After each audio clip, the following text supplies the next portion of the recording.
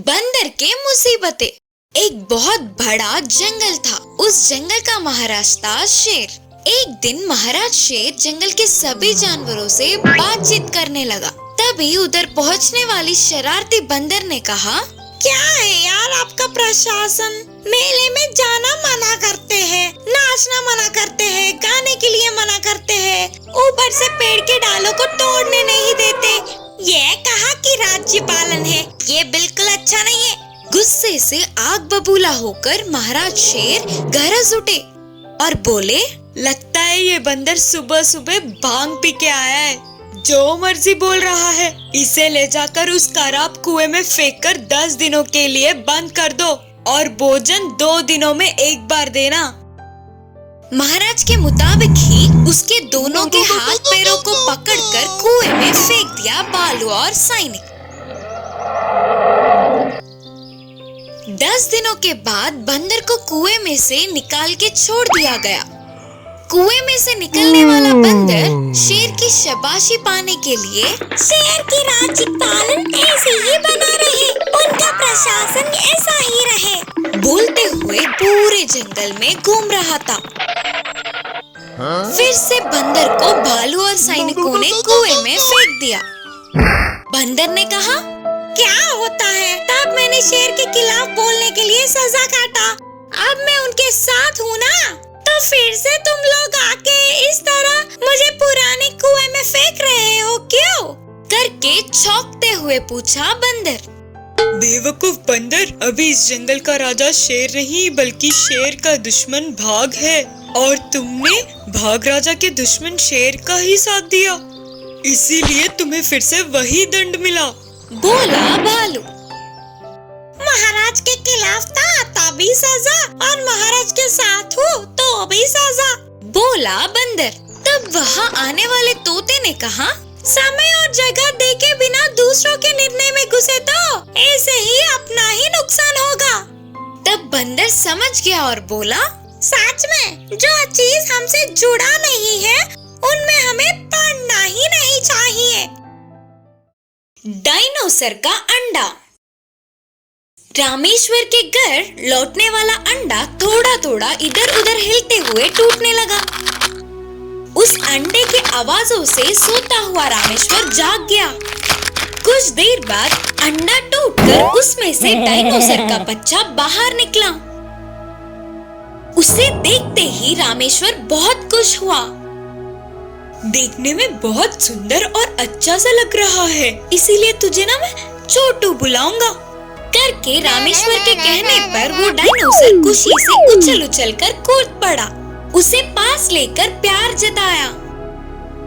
तुझे तो बहुत भूख लग रहा होगा ना, रुक जा, अंदर के दूध और फल लाऊंगा, बोलते हुए अंदर जाकर दूध और फल लाकर उसके सामने रखा और उसने दूध एक घुट में ही खत्म कर दिया। फिर फल खाना भी शुरू किया। अरे छोटू, मुझे ना नींद आ रहा है और तू भी फल खाकर थोड़ी देर सो जा। सुबह होने पर मैं जाकर तेलेरिए तरह तरह के आहार लाऊंगा, ठीक है? करके बोलकर रामेश्वर को नींद आने पर वो सो गया। डायनोसर फल खाता रहा। दूसरी ओर भीमेश गुस्से से लाल हो रहा था। उसके घावों का बदला लेने के लिए मौका ढूंढ रहा था। अरे ओ रामेश्वर, तेरे अंडे से मेरे सर को फोटेगा तू? अरे ओ, तू नहीं जानता, अब तो तेरा काम तमाम होगा। ऐसे बोलते हुए बड़ी सी टोकरी के ऊपर का ढक्कन निकाला। उसमें से बाहर निकली हुई बड़ी सी सांप डसते हुए सो रहे रामेश्वर के पास गई। उसके शब्दों से, उन आवाजों से रामेश्वर उठ गया और उतनी बड़ी सांप को देखते हुए कांपने लगा और डरकर चिल्लाया, सांप, सांप, बचाओ, बचाओ। उन आवाजों को सुनकर डायनोसर उठ गया और सांप से लड़ने लगा। ऐसे डायनोसर और सांप के बीच बहुत देर तक युद्ध हुआ।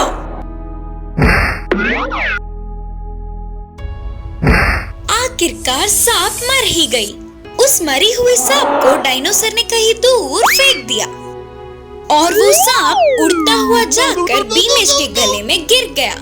आया, सांप, सांप, करके डर के चिल्लाते हुए चक्कर खा के नीचे गिर पड़ा और उसे बचाने वाले डायनासोर छोटू की रामेश्वर ने बहुत तारीफ की।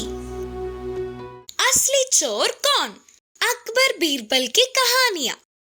एक गांव में एक व्यापारी रहता था। उसने अपने व्यापार में मदद के लिए एक काम वाले को रख लिया। मालिक का हर काम करते हुए उस काम वाले ने भरोसा कमा लिया। ऐसे एक दिन उस व्यापारी को काम से शहर जाना पड़ा। इससे व्यापार की जिम्मेदारी उस भरोसेमंद काम वाले को सौंपकर वह शहर जाने लगा। अपने मालिक के जाते ही तुरंत वह काम वाले ने घर के सारे धन, जेवर और पैसों को पोटली में बांधकर भाग गया। फिर शहर से लौटने वाले व्यापारी घर खुला देख चौंक गया। यह काम उस काम वाले का ही होगा सोचकर सारे जगहों में ढूंढने लगा, लेकिन कोई फायदा नहीं। कुछ दिनों के बाद शहर जाने वाले व्यापारी को बाजार में घूमता हुआ काम वाला दिखा। उस काम वाले ने भी अपने मालिक को देखा और वहाँ से बच के निकलना मुश्किल है समझकर तुरंत उस व्यापारी को कस के पकड़ लिया। आखिरकार तू इतने समय बाद मिल ही गया ना, अब कहाँ भागेगा रे? चोरी करेगा तो मैं चुपचाप छोड़ेगा सोचे क्या? शराफत से अपन के पैसे और जेवर वापस दे दे। बोलते हुए जोर से चिल्लाने लगा। इससे व्यापारी अचानक चौंक गया और कहा, मैं चोरी क्यों करूँगा? अगर तूने तुरंत मेरे पैसे और जेवर नहीं दिए तो राज्य के सैनिकों के हवाले कर दूंगा। मेरे धन को चोरी करके मुझे ही सैनिकों के हवाले करने की धमकी देता है रे? बोलते हुए काम वाला उस पर चिढ़ रहा था।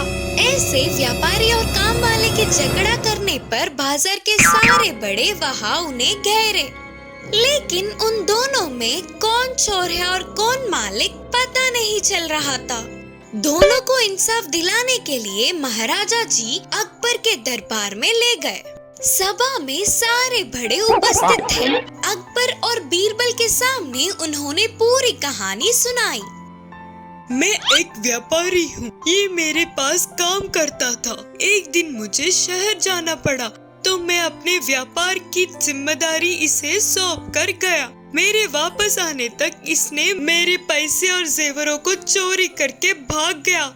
फिर से अभी दिखा, मुझे मेरे धन को वापस दिलाओ महाराज। मालिक ने कहा। फिर काम वाले ने कहा, महाराजा जी को मेरा प्रणाम। ये सच को छुपाकर उल्टा सीधा कह रहा है। यही तो मेरे पास काम करता था। मेरे घर में ना होते समय अच्छा सा मौका देख मेरे पैसे और जेवरों को चोरी कर लिया। अब मैंने इसे पकड़कर पूछा तो मुझे ही चोर बना रहा है। मेरे धन को मुझे वापस दिलाओ महाराज। बोलकर काम वाले ने बातें बनाए। सभा में सबको दोनों की बात सही लगी। यदि अगर अभी इंसाफ गलत हुआ तो एक ही व्यक्ति का 2 बार नुकसान होगा, लेकिन इनमें से असल में चोरी किसने की करके सारे सोच में पड़ गए। बीरबल ने एक सैनिक को बुलाकर दोनों को ले जाकर फांसी के फंदे के पास खड़ा करने को कहा।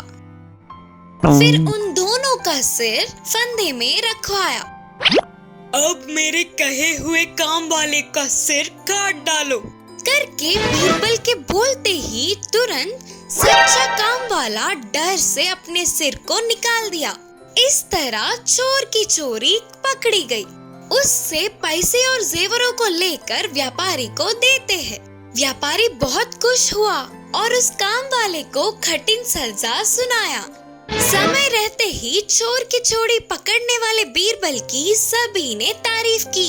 इस कहानी की सीख है कि धोखा किसी न किसी दिन तो सामने आएगा ही।